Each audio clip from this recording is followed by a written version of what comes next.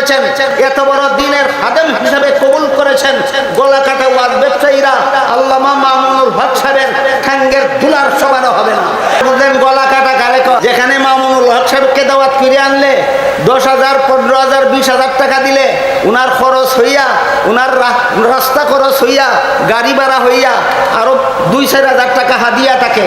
এই ক্ষেত্রে ভুল বুঝে সেই বক্তব্য প্রদান করেছিলাম, তাই আমি আমার বক্তব্য প্রত্যাহার করে নিয়েছি। সম্পূর্ণ মিথ্যা, বানোয়াট এবং উদ্দেশ্য প্রণোদিত। যথাযথভাবে যাচাই করেই আমি স্বেচ্ছায় সজ্ঞানে ঠান্ডা মস্তিষ্কে আমি সেই বক্তব্য প্রদান করেছি। আল্লামা মামুনুল হক 10 বছর আগে আপনারা চিনতেন না, আমরা জানতাম তিনি আজিজুল হক সাহেবের ছেলে। আসসালামু আলাইকুম ওয়া রাহমাতুল্লাহি ওয়া বারাকাতুহু। প্রিয় দর্শক, নুরুল ইসলাম অলিপুরি সাহেব আল্লামা মামুনুল হককে নিয়ে কিছু কথা বলেছিলেন, আকীদার বিষয়ে কিছু কথা বলেছিলেন। আল্লামা মামুনুল হককে নিয়ে তার বক্তব্য কি এবং বাংলাদেশের আলেম ওলামাদের বক্তব্য কি, মন্তব্য কি, চলুন আমরা জেনে আসি। আল্লামা মামুনুল হক সাহেবকে নিয়ে কি বক্তব্য দিয়েছে, চলুন আমরা জেনে আসি। আমরা শুরুতে আল্লামা নুরুল ইসলাম অলিপুরের বক্তব্যটি শুনে আসি। আমি আমার বক্তব্য প্রত্যাহার করে নিয়েছি। এই সম্পূর্ণ মিথ্যা, বানোয়াট এবং উদ্দেশ্য প্রণোদিত। আশা করি আপনারা লক্ষ্য করে থাকবেন। দারুল উলুম আঙ্গুরা মাদ্রাসার মাঠে আশ-শিহাব পরিষদের উদ্যোগে একটা সেমিনার অনুষ্ঠিত হয়েছে। সেমিনারে আমি যে বক্তব্য প্রদান করেছিলাম, সেই বক্তব্য সম্পর্কে কে বা কারা নিউজ প্রদান করেছে যে আমি ভুল বুঝে সেই বক্তব্য প্রদান করেছিলাম, তাই আমি আমার বক্তব্য প্রত্যাহার করে নিয়েছি। এই নিউজটা সম্পূর্ণ মিথ্যা, বানোয়াট এবং উদ্দেশ্য প্রণোদিত। কারো প্রদত্ত মিথ্যা তথ্যের ভিত্তিতে নয়।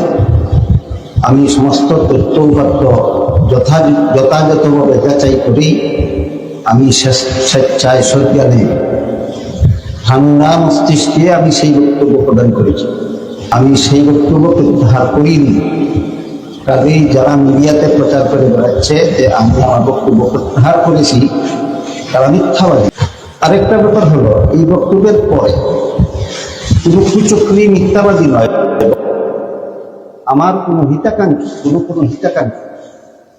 আমাকে এই মর্মে অবগত করতে চাচ্ছেন যে একজন বিশিষ্ট আলেমের যে 2টা বক্তব্যের উদ্ধৃতি দিয়েছি, বাবুনগরের বক্তব্যটা ছিল তার পরবর্তী বক্তব্য, আর দ্বিতীয় বক্তব্যটা ছিল তার পূর্ববর্তী বক্তব্য। সে ব্যাপারে আমার কথা হলো, কোনটা আগের বক্তব্য, কোনটা পরের বক্তব্য, সেটা দেখার ব্যাপার হলো বক্তব্য দুটা একটা আরেকটার বিরুদ্ধে। সুতরাং যেটি আগের হোক আর যেটি পরের হোক, যেহেতু একটা আরেকটার সাথে সাংঘর্ষিক, তাই যিনি বক্তব্য দিয়েছেন তাকে পরিষ্কার করতে হবে যে তার আগের বক্তব্যটা ঠিক না পরের বক্তব্যটা ঠিক। এটা ঠিক হলে পরেরটা প্রত্যাহার করতে হবে, পরেরটা সঠিক হলে আগেরটা প্রত্যাহার করতে হবে। এইভাবে কোনো একটা প্রত্যাহার না করে উল্টাপাল্টা 2টা বক্তব্য দিয়ে রাখলে জাতি বিভ্রান্ত হয়। এই প্রশ্নটা আমি আমার হিতাকাঙ্ক্ষী ভাইদের কাছে রাখলাম। আল্লামা মামুনুল হক সাহেবকে আল্লাহ এত বড় এলেম দান করেছেন, এত বড় যোগ্যতা দান করেছেন, এত বড় দিনের খাদেম হিসেবে কবুল করেছেন গলা কাটা ওয়াজ ব্যবসায়ীরা আল্লামা মামুনুল হক সাহেবের ঠ্যাঙ্গের দুলার সমানো হবে না। আহলে সুন্নাত ওয়াল জামাত নামের লেবেল দেখিয়ে জাতির চোখে দুলা পরা দেওয়ার জন্য একটা মহল বিশেষ চক্রান্তের মাধ্যমে কিছুদিন আমার নামটিও ব্যবহার করেছে। কিছুদিন যেতে না যেতেই আমি দেখতে পেলাম আহলে সুন্নাত ওয়াল জামাত নামের পবিত্র সাইনবোর্ড নিয়ে আর আমার নামকে সেই সাইনবোর্ডে ব্যবহার করে যে সমস্ত গলাবাজেরা ওয়াজকে নিয়ে গলা কাটা ব্যবসা করে। কি নিয়ে ব্যবসা করে? ওয়াজ নিয়ে। কেমন ব্যবসা? গলা কাটা ব্যবসা। গলা কাটা ব্যবসা বলতে আমি কেমন করে বুঝাই? যেই পেঁয়াজ ছিল 30 টাকা কেজি, সেই পেঁয়াজ যদি 200 টাকা কেজি বিক্রি হয়, তাহলে ব্যবসায়ীরা সাধারণ ব্যবসায়ী থাকে না গলা কাটা? এইবার এখানে মামুনুল হক সাহেবকে দাওয়াত করে আনলে 10,000, 15,000, 20,000 টাকা দিলে উনার খরচ হইয়া, উনার রাস্তা খরচ হইয়া, গাড়ি ভাড়া হইয়া আরো 2-4,000 টাকা হাদিয়া থাকে। এই ক্ষেত্রে যদি 50,000, 80,000, 1 লাখ টাকা দিয়া বক্তা আনতে হয়, এই বক্তা দিনের জন্য ওয়াজ করে না গলা কাটা মুনাফা অর্জনের জন্য? 30 টাকা দরের পেঁয়াজ যদি 200 টাকা বেচে, এই ব্যবসায়ী যেমন গলা কাটা মুনাফাকুর। ঠিক তেমনি ভাবে হযরত আল্লামা শাইখুল হাদিস আল্লামা মামুনুল হক সাহেবের মতো এত বড় আলিম, যার ঠ্যাঙ্গের দুলার মতো হবে না গলা কাটা ওয়াজ ব্যবসায়ী। মামুনুল হক সাহেবকে যদি এই মাদকদি হাই স্কুল মাঠে আমন্ত্রণ করে আনলে 10,000, 15,000, 20,000 টাকা দিলে ওনার রাহা খরচ হয়, গাড়ি ভাড়া হয়, হাদিয়াও থাকে। এই মাঠে যদি এমন বক্তা আনা হয় যেই বক্তা ওনার এলিমের সাথে কোনো তুলনাই চলে না, তাকে 50,000, 80,000, 1 লাখ টাকা দিতে হয়, সে সত্যই দিনের খাদেম না গলা কাটা ওয়াজ ব্যবসায়ী। আমি যখন টের পেলাম এরা সত্যিকারের আহলে সুন্নাত ওয়াল জামাত নয়, আহলে সুন্নাত ওয়াল জামাতের অপব্যবহারকারী, সেই দিন থেকে আমি আহলে সুন্নাত ওয়াল জামাতের অপব্যবহারকারীদের সাথে নয়। এই সমস্ত ওয়াজ ব্যবসায়ী, গলা কাটা ওয়াজ ব্যবসায়ী, আহলে সুন্নাত নামদারি আহলে সুন্নাত ওয়াল জামাতের সাথে আমি নাই। বিষয়টা আজকে পরিষ্কার করে বলে দিলাম। ইবনে শাইখুল হাদিস ওনাদেরকে রাষ্ট্রীয়ভাবে পরিচালনাভাবে আপনারা চিনেছেন, কিন্তু ইবনে শাইখুল হাদিসের ছোট্ট একটা পরিচয় আমি দেই। যার নেতৃত্বে আপনারা সমাজে ঢুকবেন, আপনাদেরকে আমি ছোট্ট একটা পরিচয় দেই। এখন কথাটা বলতে, ইবনে শাইখুল হাদিস সাহেব কেমন মানুষ আপনারা জানেন? 2014-15-তে যখন আমি ভৈরব কমলপুর মাদ্রাসায় পড়ি, ভৈরব কমলপুর মাদ্রাসায় পড়ার সময় ইবনে শাইখুল হাদিস সাহেব একবার আমার বয়ান শোনার জন্য চেয়েছেন। তখন আমি ছাত্র। গাড়িতে উঠবার পরে তিনি লম্বা সময় আমার বয়ান শুনছেন। বয়ান শুনবার পরে তো তিনার কাছে আমি একটা কমিটমেন্ট করছিলাম, একজন বিজ্ঞ আলেম যিনি মামুনুল হক সাহেবকে দেখতে পারতেন না, যে কোনোভাবেই হোক একটা বাজে মন্তব্য করছে, এই আওয়াজটা মামুন সাহেবের কান পর্যন্ত আমি পৌঁছাইছিলাম। তখন আমি কাফিয়া শরীফে গায়ে পড়ি। তো এমন টাইমে হুজুর আমার পিঠের মধ্যে একটা থাপ্পড়ে জিজ্ঞেস করছে, এই বেটা, মানুষের পিছনে পড়ে থাকলে কি দেশের নেতৃত্ব দেওয়া যাবে? আমি আমার দল করব, অন্য দলকে গাইল করে গালি দিব না। আমি প্রত্যেকটা ইসলামিক দলকে বলবো, যার যার জায়গা থেকে রাজনীতি করবেন, কারো বিরুদ্ধে যাওয়ার চেষ্টা করবেন না, সবাই মিলে ঐক্যবদ্ধ হয়ে ইসলামকে ক্ষমতায় আনবার চেষ্টা করেন। আমাদের সমাজের দুরবস্থা, আমাদের সমাজে নষ্ট হয়েছে কোত্থেকে জানেন? মুরব্বীরা আমাকে মাফ করবেন, প্লিজ ইউ ফরগিভ মি, অগ্রিম ক্ষমা চেয়ে নিচ্ছি। বলেন তো দেখি একটা মসজিদের সভাপতিকে, মুরব্বী, মাদ্রাসা সভাপতি মুরব্বী, সেক্রেটারি মুরব্বী, ওনারা যখন দায়িত্ব পালন করে আমাদের কোনো আপত্তি নাই, কিন্তু বড় দুঃখ লাগে ওনারা দায়িত্ব পালন করতে গিয়া নাইবে রাসূল ওয়ারাসাতুল আম্বিয়া উলামায়ে কেরামদের উপর চোখ রাঙায় কথা বলে। কিন্তু আমার আগামী যুব প্রজন্মদেরকে তারা নষ্ট করে দিচ্ছে।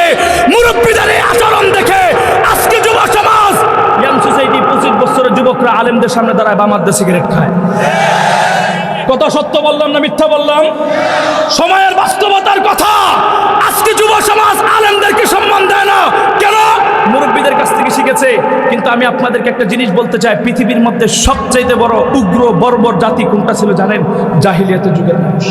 ওলামায়ে কেরাম ইস্তেদাসে জিজ্ঞাসা করেন, প্রত্যেকটা ওলামায়ে কেরাম কণ্ঠ ছেড়ে আওয়াজ দিয়ে বলবে, ইয়াতলু আলাইহিম আয়াতিহি ওয়া ইউযাক্কিহিম। অধিকাংশ গুমরা মানুষগুলো কোরআন তেলাওয়াতের মাধ্যমে পরিবর্তন হয়ে গেছে। তাহলে এই কোরআন তেলাওয়াতের আওয়াজ আমাদের সমাজে প্রয়োজন আছে না নাই? ছোট্ট একটা ঘটনা বলতেছি, কথা বুঝেন। কোরআন তেলাওয়াতের কত দাম। আবু বকর রাদিয়াল্লাহু তাআলা আনহু হঠাৎ করে তিনি একবার মক্কা ছেড়ে চলে যাচ্ছেন। চলে যাওয়ার পরে পথিমধ্যে একজন সাহাবী তার আটকে জিজ্ঞেস করে, আবু বকর তুমি কোথায় যাচ্ছ? তিনি বলতেছেন, মক্কাবাসীদের কাফেরদের অত্যাচারে মক্কা ছেড়ে চলে যাচ্ছি, এখানে থাকা সম্ভব হচ্ছে না। তখন তিনি জিজ্ঞাসা করলেন, কিরে আবু বকর, তোমার মতো ব্যক্তি আরহামু বি উম্মতি আবু বকর, এত বড় নরম দিলওয়ালা মানুষ যদি মক্কা ছেড়ে চলে যায়, এটা মক্কাবাসীদের জন্য লজ্জাজনক এবং দুঃখজনক। ওদের সাথে যখন বৈঠক বসলো, বসবার পরে তারা জানতে পারলো যে বলতেছে তারা যে আবু বকর ইসলাম গ্রহণ করছে, তা আমাদের কোনো আপত্তি নাই। আবু বকর মানুষের কাছে কালেমার দাওয়াত দিবে, তাতেও কোনো আপত্তি নাই। কিন্তু আপত্তি হচ্ছে এক জায়গায়, আবু বকর যেন তার বাড়িতে কোরআন তেলাওয়াত করে বাহিরে এসে তেলাওয়াত না করে। তো তখন তিনি বললেন, তার বাড়ি, তার উঠান, সে কোন জায়গায় তেলাওয়াত করবে না করবে সেটা তার ব্যক্তিগত ব্যাপার, তোমরা বাধা দিবা কেন? তো তখন বলতেছে, বাধা কেন দেই? এমনিতে দেই না। কেন? তোমরা তো জানো ভালো করে, লোহা আর চুম্বক দুটা দূরত্ব যতই থাক একটা আরেকটাকে আকর্ষণ করে কাছে মিলিয়ে ফেলে। সাপুরীরা যখন বিনবাঁশি বাজায়, বিনবাঁশির তালে সমস্ত জঙ্গলের সাপগুলো সাপুরীর সামনে এসে উপড়ে পড়ে। আবু বকর যখন আল্লাহর কোরআনটাকে তেলাওয়াত করতে থাকে, কোরআন তেলাওয়াতের আওয়াজের মাধ্যমে, কোরআন তেলাওয়াতের কণ্ঠের মাধ্যমে মক্কাবাসীদের সমস্ত ছোট্ট ছোট্ট বাচ্চারা সাপের মতো দৌড়ায় তার বাড়িতে যেয়ে উঠে পড়ে। এই কোরআন তেলাওয়াত আমাদেরকে হেদায়েত দেয়। কিন্তু আজকে আমাদের মুরব্বীদের বয়স হয়ে গেছে 50-এর উপরে, 60-এর কাছাকাছি, এক পাও কবরের দিকে। আজও পর্যন্ত বুকে হাত দিয়ে খোদার কসম খেয়ে বলবো, এখানে যদি 1000 মুরব্বী থাকে 500 দাঁড় করাবো। 500 দাঁড় করায় যখন আমি জিজ্ঞেস করবো আমাকে সূরা ফাতিহা কুল হুয়াল্লাহটা শুদ্ধভাবে শোনান, খোদার কসম খেয়ে বলতে পারি 450 মুরব্বী কুল হুয়াল্লাহ সূরা ফাতিহা শুদ্ধভাবে পড়তে পারবে না। ফজরের নামাজ পড়ে যখন জাল নিয়ে বের হতাম, প্রত্যেকটা পাড়ায় মহল্লায় মহল্লায় দেখতাম আমার বুড়া দাদাদের কণ্ঠে, আমার বুড়া চাচির কণ্ঠে, আমার বুড়া চাচার কণ্ঠে সূরা ইয়াসিন আয়াতের তেলাওয়াতের মাধ্যমে গোটা সমাজ, আসমান এবং জমিনগুলো মুখরিত হয়ে যেত। মোবাইল দিছে, এখন আলহামদুলিল্লাহ মুরব্বীরা এখন আর নামাজ পড়ে না, দেখবেন কোরআন শরীফও পড়ে না, ওরা সারা রাত বসে বসে টিভি দেখে, হিন্দি ছবি দেখে। অনেকে যদি হিন্দি ছবি না বুঝে তাহলে দেখবেন সময় কাটানোর জন্য হারুন পেছনদার মাদল না দেখে, সারা রাত বসে বসে দেখে। ফজরের আজানের আখ্যান দিয়ে ঘুম যায়, ঘুম তো যায় যায় মারহাবা, দেখবেন ফজরের নামাজ পড়ে। শুধুমাত্র মুরব্বীরা যদি হিম্মত করে ফজরের নামাজ আসে, প্রত্যেকটা মসজিদে 3 কাতার করে মুসল্লি হবে। কিন্তু খেয়াল করবে এই সমস্ত মুরব্বীরা ফজরেও যায় না, জোহরেও যায় না, আসরেও যায় না, মাগরিবে যায় না। দেখবেন মাগরিবের টাইমে বিড়ি টানতে টানতে শ্বাস চলে যায়। প্রিয় দর্শক, এতক্ষণ আমরা শুনছিলাম বিজ্ঞ 2 জন আলেমের বক্তব্য। একজন আলেম আরেকজন আলেমের ভুল ধরবে, এটাই স্বাভাবিক। কিন্তু আসলে আমাদের সমাজে দেখা যায় কি, ছোটখাটো বিষয়গুলি নিয়ে আমরা অনেক বাড়াবাড়ি করে থাকি। আমরা ফরজগুলিতে সবাই একবদ্ধ হয়ে থাকি, ফরজ আকীদাকে আমরা সবাই প্রাধান্য দেই, আমরা সকলেই এক কাতারে থাকি। আমাদের সমাজে আলেমে আলেমে দ্বন্দ্ব কোন বিষয়গুলি নিয়ে, কোন আকীদাগুলি নিয়ে, ছোটখাটো আকীদা যেগুলি মুস্তাহাব নফল, এই বিষয়গুলি নিয়ে। আসলে একজন আলেম যদি ভুল করে থাকে, বিজ্ঞ আলেম ওলামাগণ তাকে ডেকে ভুল সংশোধনের পরামর্শ দেবে, এটাই স্বাভাবিক। কিন্তু যখন একজন আলেম আরেকজন আলেমের ভুল ধরে সাধারণ জনগণের কাছে বক্তব্য দিবে, বলবে, তখন আসলে সাধারণ জনগণ বাংলাদেশের আলেম ওলামাদেরকে তখন তারা ভালো চোখে দেখবে না, আলেম ওলামাদেরকে তখন তারা অন্য চোখে দেখবে। এই জন্য বিজ্ঞ আলেম ওলামাদের যদি ভুল হয়ে থাকে, বিজ্ঞ আলেম ওলামাদেরকে ডেকে ভুল সংশোধনের পরামর্শ দেওয়াটাই উত্তম। প্রিয় দর্শক, ভুলের ঊর্ধ্বে আমরা কেউ না, আমরা সকলেই ভুল করে থাকি, কম আর বেশি। এই জন্য আমাদের সকলের ভুল ত্রুটি থাকবে। এই ভুল ত্রুটিগুলি সংশোধন করার জন্য বিজ্ঞ আলেম ওলামাগণ পরামর্শ দিবেন ডেকে। সাধারণ জনগণ আলেম ওলামাদেরকে অনেক সম্মান করে, শ্রদ্ধা করে। যখন একজন আলেম আরেকজন আলেমকে দেখতে পারে না, একজন আলেম আরেকজন আলেমকে অপমান করতেছে, তখন সাধারণ মানুষ আলেমদেরকে ভালো চোখে দেখবে না, ভালো মনে করবে না। এই জন্য আপনি যদি মনে করেন আপনি বড় আলেম, সাধারণ মানুষের কাছে বলে আপনি অনেক বড় হবেন না, এটা কখনোই হতে পারবেন না। আপনি আলেমের ভুল ধরেছেন, আপনি উদ্দেশ্য যদি সঠিক হয়ে থাকে, তাহলে আলেমকে ডেকে যে ভুল হয়েছে এই পরামর্শগুলি আপনার অবশ্যই দিবেন। ওই আলেমও অনেক বোঝেন, ইনশাআল্লাহ আপনার পরামর্শকে সে প্রাধান্য দিবেন। প্রিয় দর্শক, আমরা এখানে বিজ্ঞ 2 জন আলেমের কথাগুলি শুনলাম। এই 2 জন বিজ্ঞ আলেমের মধ্যে থেকে যার কথাগুলি কোরআন হাদিসের দলিল ভিত্তিকগুলো হবে, যার কথাগুলি ভালো মনে হবে, আমরা সেগুলি গ্রহণ করে নিব ইনশাআল্লাহ। সর্বোপরি আল্লাহ তাআলার কাছে দোয়া করি, আল্লাহ তাআলা আমাদের সবাইকে যেন সকল প্রকার ফিতনা থেকে হেফাজত করেন এবং সকল আলেম ওলামা যেন এক কাতারে থেকে আল্লাহ তাআলার দ্বীনের কাজ করতে পারেন, সে তৌফিক যেন সকলকে দান করেন আল্লাহ তাআলা। প্রিয় দর্শক, আমরা একেবারে ভিডিও শেষ প্রান্তে চলে এসেছি। আমি মিনারুল ইসলাম আজকের মতো এখানে বিদায় নিচ্ছি। দেখা হবে অন্য কোনো ভিডিওতে। সে পর্যন্ত সকলে ভালো থাকবেন, সুস্থ থাকবেন। আসসালামু আলাইকুম ওয়া রাহমাতুল্লাহি ওয়া বারাকাতুহু।